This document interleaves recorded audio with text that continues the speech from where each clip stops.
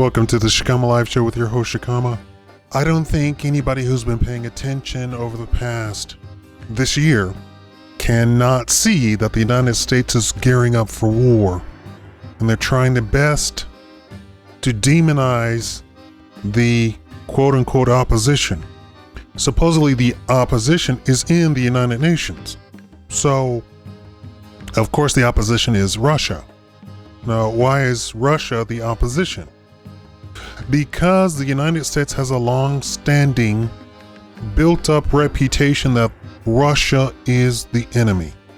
Now, Russia actually never did anything to the United States. The entire Cold War accomplished what exactly? It bankrupted Russia, for one. And, of course, it bankrupted the United States, but we don't admit when we're bankrupt. We just print more dollars, right? We have a central bank, a private central bank, that loans us money anytime that we want it. We don't have to have a balanced budget. We don't have a mandate to reduce our budget yearly. Which I think, if I ran for president, that's what I would be running on. I'd probably be dead within days, but I would require that Congress come up with legislation saying that they have to reduce the budget yearly and cut the fat each quarter, not just yearly, each quarter. And they have to stop borrowing from the central bank. They can't continue borrowing. We print our own money. Let's get back to printing our own money. It's against the Constitution to borrow money when we actually have a Department of Treasury, our own. Let's get to this. I don't think anybody who has any brain whatsoever, I mean any brain. And speaking of any brain, I think this is a perfect time to be a redneck with all of this flooding and rain that's going on. Why am I saying redneck? Because rednecks are known for having the trucks with the big, huge wheels on them. And this would be the time to have one of those trucks. We have stations where employees couldn't get to the station because they were trapped in their houses. It's not so flooded that it's destroying the houses, but it's flooded enough to where they can't drive their little tiny Priuses and what's the other little cars that I'm making fun of everybody.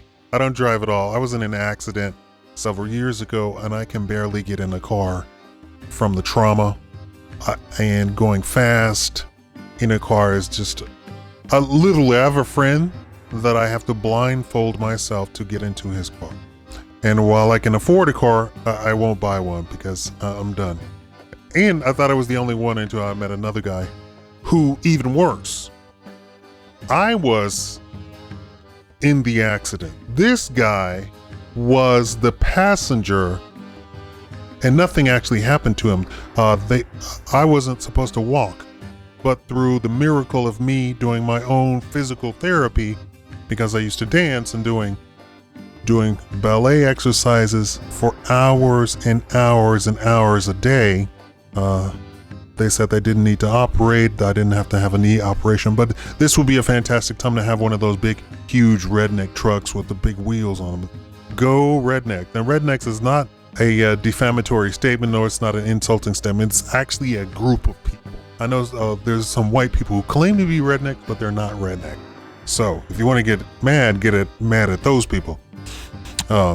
English, if you're German, if you're main European, you're not redneck. Redneck is specifically Scottish and Irish.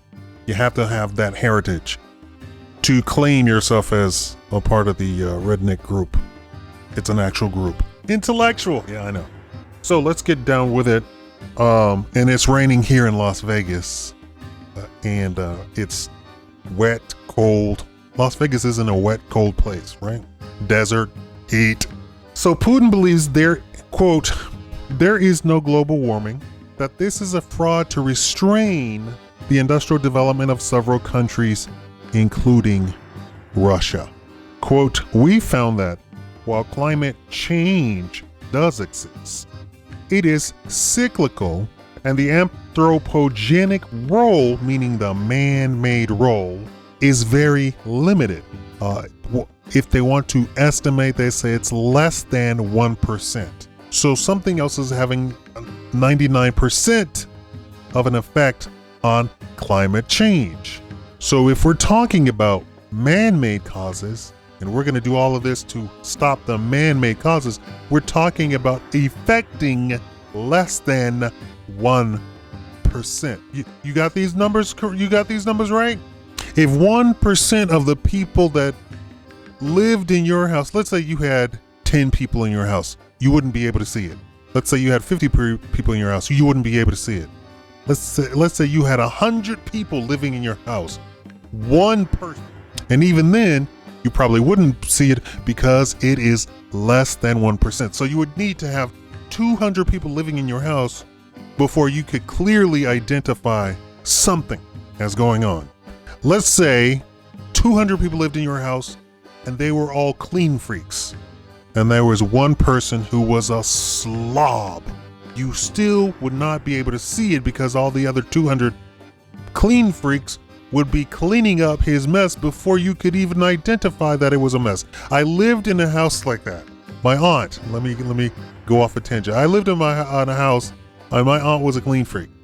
To get the allegory going here, I would bring a glass of water into the living room, which was the living room den.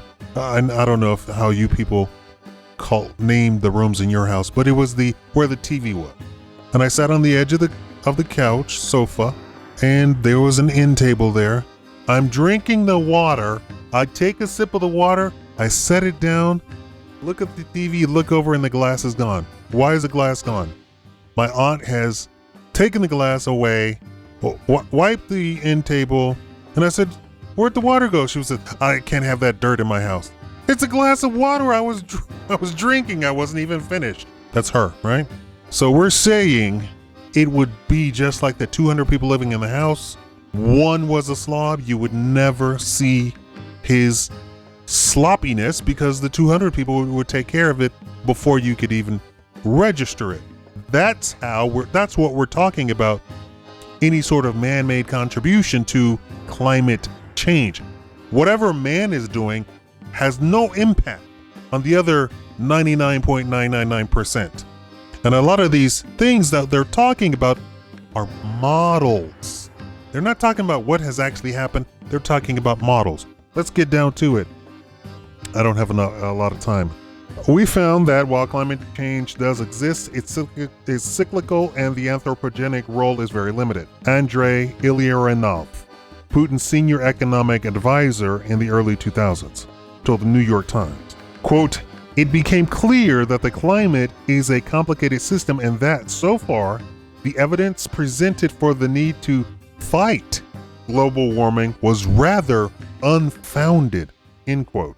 In September, Putin's top advisor on global warming dismissed criticisms of Russia by Climate Action Tracker, a group of climate research group linked to the United Nations and the World Wildlife Fund, a Rockefeller funded NGO. The group said Russia has a worse record of carbon emission than China, the United States, and the European Union.